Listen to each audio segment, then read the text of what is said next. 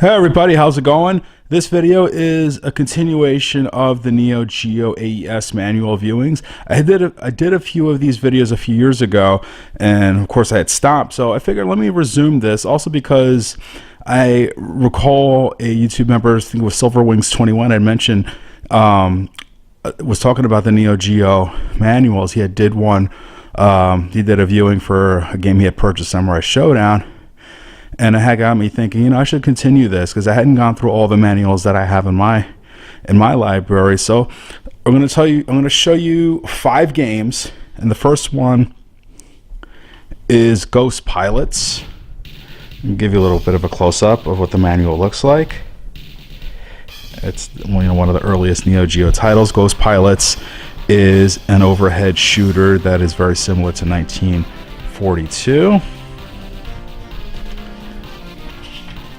And the table of contents, and this is the game's objective, the story behind it, set in World War II.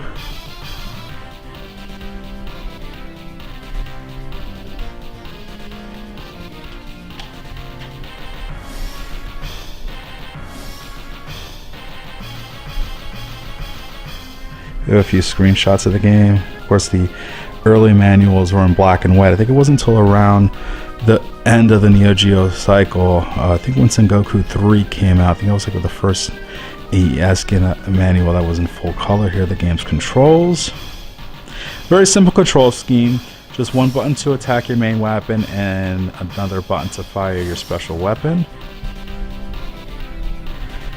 And this is a game, if you're playing it on an AES, you're going to probably need a memory card. It is a difficult game. Oops, it just closed on me. Here we go, Ghost Pilots. Explanation of the game screen.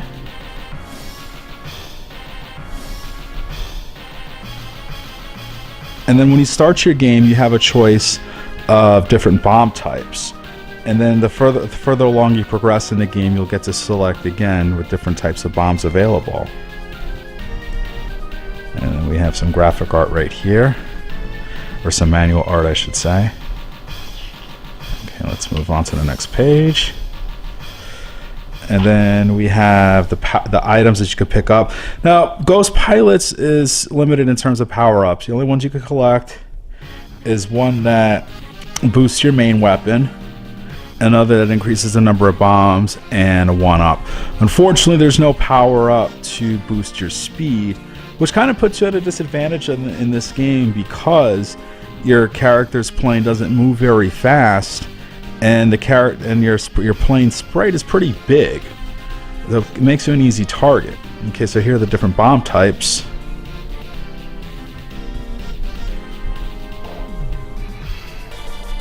Like I said, the further along you progress in this game, the more bombs that are available. Bonus points, you can collect stars, which boost up your score, which in turn will give you extra lives if you achieve certain point milestones. Okay, and then these are all the different stages in the game. Once you complete the opening stage, then you have a choice between 2 paths you could take, and each path contains different types of stages. So it's a good thing to have in this game. A lot of the early Neo Geo titles had that. You had a choice between multiple paths. This one, Blues Journey, in certain parts of Cross Swords, you had that as well. Let's look at the next page. Let's zoom out a bit. Oops. Get my finger out of the way. And then the end is unknown, so you got to play it to get there. And that was the alarm for my stopwatch. And then just here's some artwork for the game.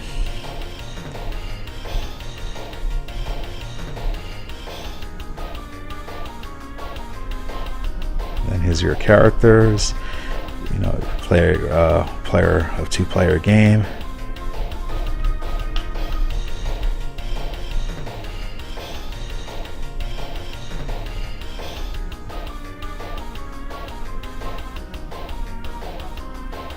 These are some of the enemy plane types and tanks.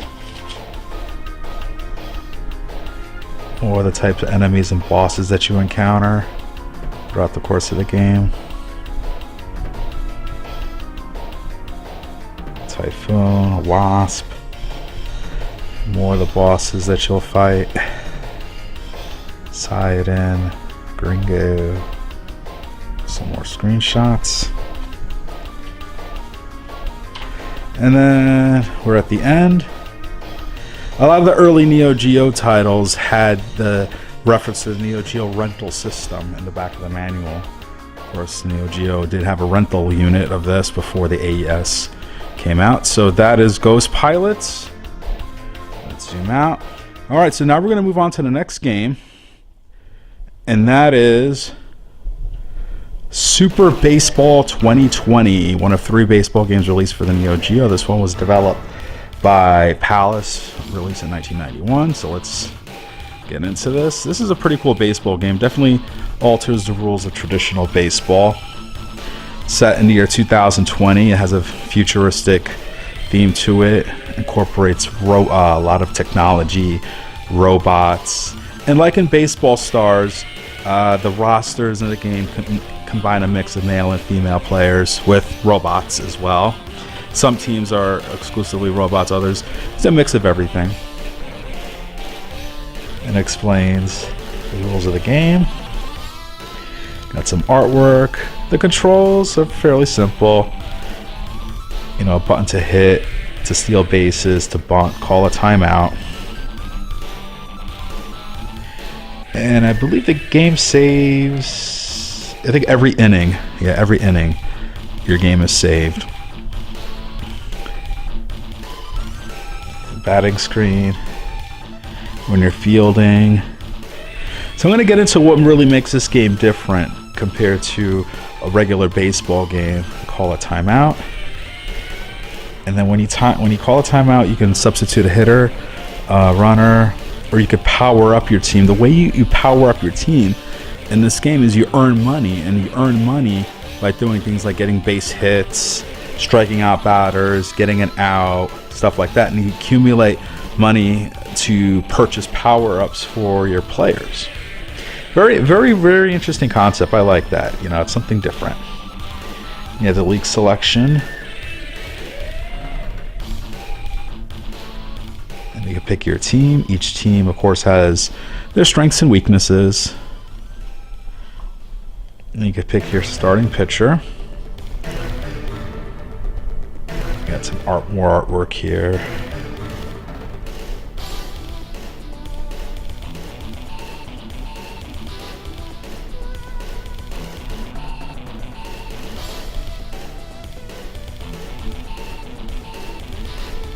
Yeah, nice close up. Super Baseball 2020 has a lot of scaling involved when you make a diving or a jumping catch, and it's actually important to make diving and jumping catches in this game, which I'll get into in a bit. In the next, I think the next page has it, if I'm not mistaken. Or yes,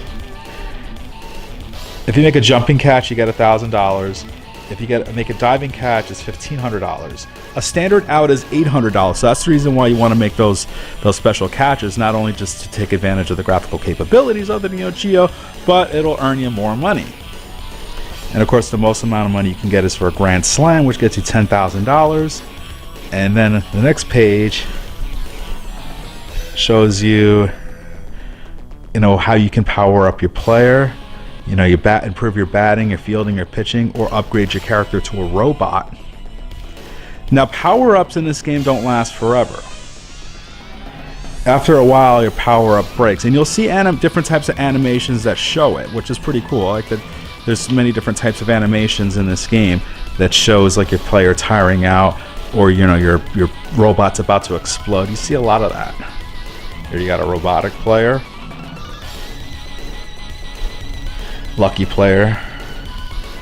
Certain players will get an automatic boost during the game. We got some more artwork. Zoom out a bit. The player's ability. So now this is the layout of the field.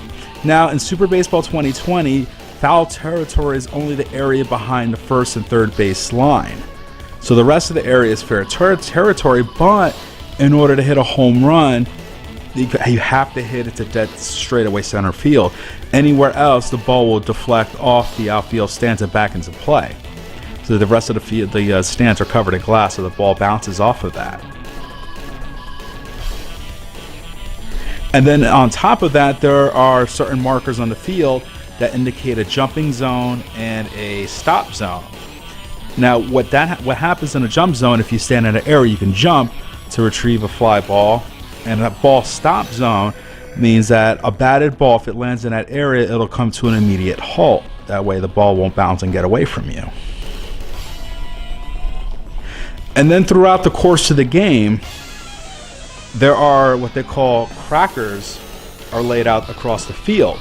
More and more will appear throughout the course of the game. And they're like landmines. So if you come across one, you'll be temporarily disabled, so you won't be able to get the ball. So you have to watch out for that.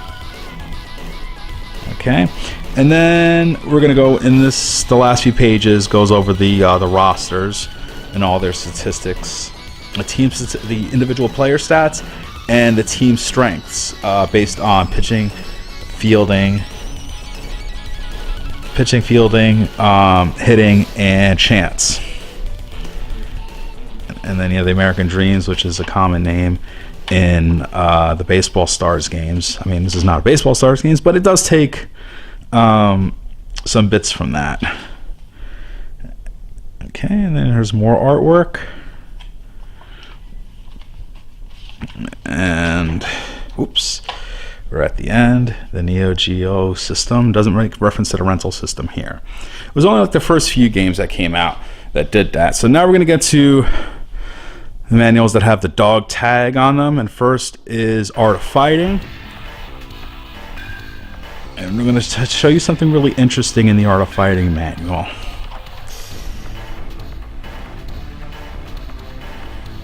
Okay, and here's the story of Art of Fighting. The Invincible Dragon Ryo Sakazaki, Kyokugen Ryu Karate. Move down a bit. The Raging Tiger, Robert Garcia.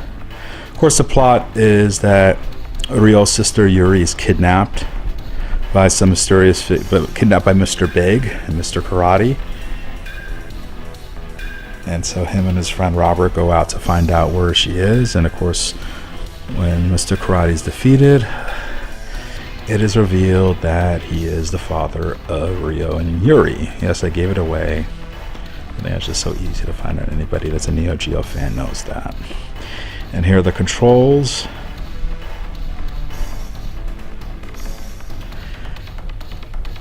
Now, Art of Fighting in the story mode, only Robert and Ryo are playable, even though there's other characters. But if you're playing a two-player game, you can pick between the other characters.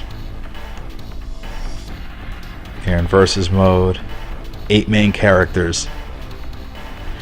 The final 2 bosses, Mr. Big and Mr. Karate, are playable, but you have to reach them in a 1-player game in order to access them in a 2-player game. And of course, a couple of defining features of Art of Fighting are the bonus stages, which grant you bonuses to your maximum health, your spirit meter, and you gain a super move. I believe Art of Fighting, I think, was the first fighting game that I'm aware of that had that used super moves. I don't know if there are any other fighters before that did it. And an interesting fact, the feature is the rage gauge, or the spirit meter, I should say, which limits the use of your special moves. So that way you don't have to spam it like you would in, let's say, a Street Fighter 2.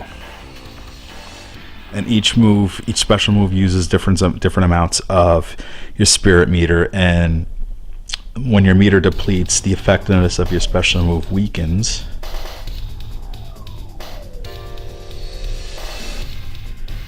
There you go, rules of the game. Then we have here Robert punching out Mickey Rogers. Although in the first game, they think they just have first names. In part 2, then is when they're given full names for some of the enemies, your opponents, I should say. Basic movements. Razzing, which is your taunt, which depletes your opponent's spirit meter, which you definitely have to use as a means of strategy, because this is definitely a strategic fighting game. There's strategy involved. And here are your opponents: Ryo Hakutaro, Jack Turner, Lee Pailong, King, John Crowley, Mickey Rogers, Robert Garcia. Now we're going to go into the fighters themselves and their special moves.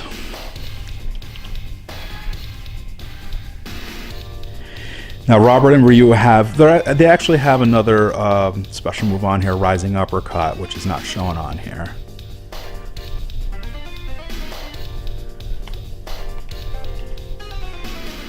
Okay, next we have Ryo Hakutaro. Only has one special move. Kind of find it odd. Jack Turner. Oh, actually, their first and last names aren't here. I always forget. In the main game, you usually don't. You just see their first names. I forgot that. Yeah, their full names are mentioned in the manual. Lee Pailong. Now we're gonna go into King. Now, obviously, the one thing about King in the first game is the question of her gender, and here it is. In the manual, King is referred to as a male. Of course, when you defeat King with a special move in the second, like when you win the match, her clothes come out and the truth is revealed. All right. So we got 2 more games to go. Actually, I'll go with this one next. I was going to go with the other one, but since I think you guys already saw it. King of the Monsters. Let's zoom out. All right, so let's look at the book here. I'm doing a lot of zooming in, zooming out. So I actually was playing this last night. I realized I had a game save on it, and I was playing. I just wanted to complete it. So it takes place in the year 1996 in Tokyo, or actually, I'm sorry, Japan. And you fight in different cities throughout Japan, which of course includes Tokyo.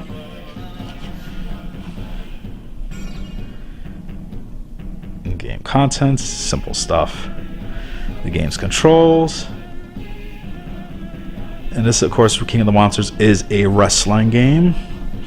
So you would play this, as you would approach a wrestling game. You have grappling attacks, grappling, which you could do different types of wrestling moves, throw them to the ropes, which in this case are electrified barriers. You could perform moves like flip, or hip toss, I should say, a pile driver, and at the same time you cause lots of destruction throughout the stage. That's the thing I love about this game, is the destructible environments. And you could go about it 1-on-1, 2-on-2, or player 1, player 2. A lot of options here. And then your power up, if you get 10, you get an overall power boost to your character up to two additional levels. And 1996 Japan, and these are the stages throughout the different cities in Japan. So this game contains 12 levels. You'll fight 12 matches in order to beat it. So you'll go through each city twice. So you'll fight 6 characters, including a duplicate of yourself, twice each to get to the end. And these are all the different techniques that you can do, or technic. Yeah, the early Neo Geo manuals had a lot of grammatical, or I should say spelling errors.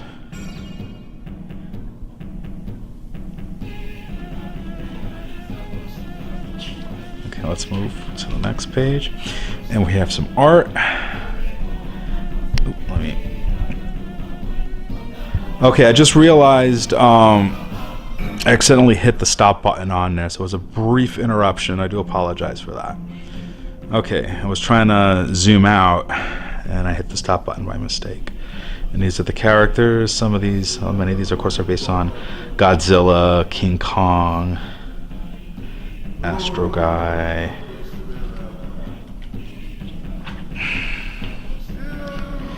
And we have a bio of each of the monsters.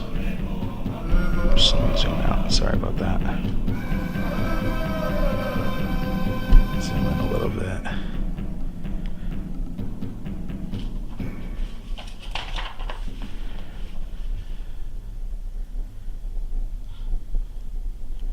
Beatlemania. I like using Beatlemania. He's my favorite character to use.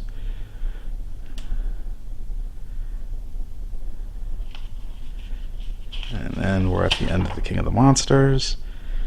Make sure you don't mess up your Neo Geo rental unit or your Neo Geo system. And then the last game, or I should say the last manual we're going to look at is Fatal Fury 2. Oh, actually, I want to go back to Art of Fighting and just briefly mention that it was the first Neo Geo game to top 100 megabits, and Fatal Fury 2 was right afterwards, 106 megabits. A lot of the early game, 100 megabit titles had the 100 mega shock in their intro. The Lone Wolves Return.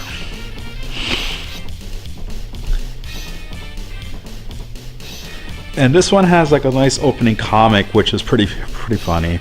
I like this. I like the humor. And going back to the gifts that Charlie Cat sent me, the Fatal Fury special manga, that was so funny.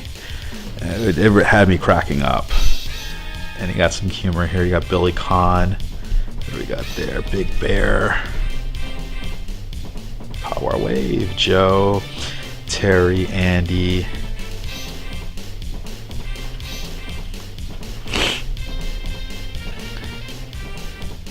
There's images of them training. You have Joe. They get their invitations for the next King of Fighters tournament. It's Bogasville, Arizona. He's going into the Pow Pow Cafe talking to Richard Meyer. The Pow Pow Cafe is one of the recurring venues in the world of Fatal Fury and King of Fighters. Very popular hangout spot for the fighters. Run by Richard Meyer and then Bob Wilson later on. And these are the participants: Terry, Andy, Joe, Big Bear, Jubei, Chang, Kim, and Mai.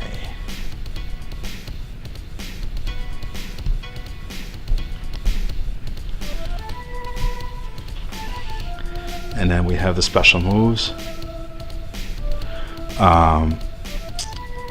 In Fatal Fury 2, when you're low on health, you can pull off a desperation attack, which is not on here. The moves list does not reference the desperation attacks, but you can pull them off when your health is low. Art of Fighting also allows you to do that when your health is low and you have a full spirit meter. So Fatal Fury 2 continues that, being able to use desperation attacks. And they do a lot of damage. Usually they do, on a full health meter, they could do like 40-50% damage. So they're very powerful attacks. And Joe, which I like using Joe a lot in this game. I can beat him. I could beat the game with Joe with not much problem. Wolfgang Krauser could be a pain in the ass though to beat. Big Bear, formerly he's the alter ego of Raiden.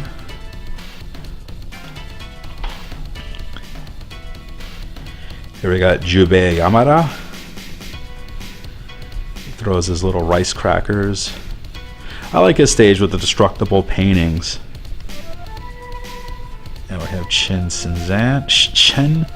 Shinzan, that Chinese millionaire or billionaire. He's rich. I don't know if he's a millionaire or a billionaire, but yeah, he's loaded. Here we have Kim Kaphwan, one of my favorite fighters. Probably my favorite SNK fighter. He's badass. And of course, you gotta have the sex appeal, Mai Shiranui. And then you have 4 unplayable boss characters: Axel Hawk, Billy Khan, Lawrence Blood, Wolfgang Krauser. As indicated by question marks, because Billy Khan you fight in England, Axel Hawk in the US, Lawrence Blood, Spain, and Krauser, you fight in Germany. Yeah, because so Fatal Fury 2 takes place all over the world instead of in Southtown.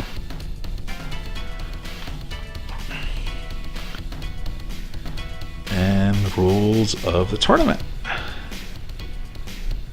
It's now moved from a local to a worldwide tournament. And the controls. With this Fatal Fury 2 now, you have the plane shifting that's freely used by the player. Usually in the first game, only the computer was able to initiate the plane switching. And then flying retreat, power blows. You can also walk and crouch at the same time, which is pretty cool. Attacking from plane to plane. And then in some stages you have hazards.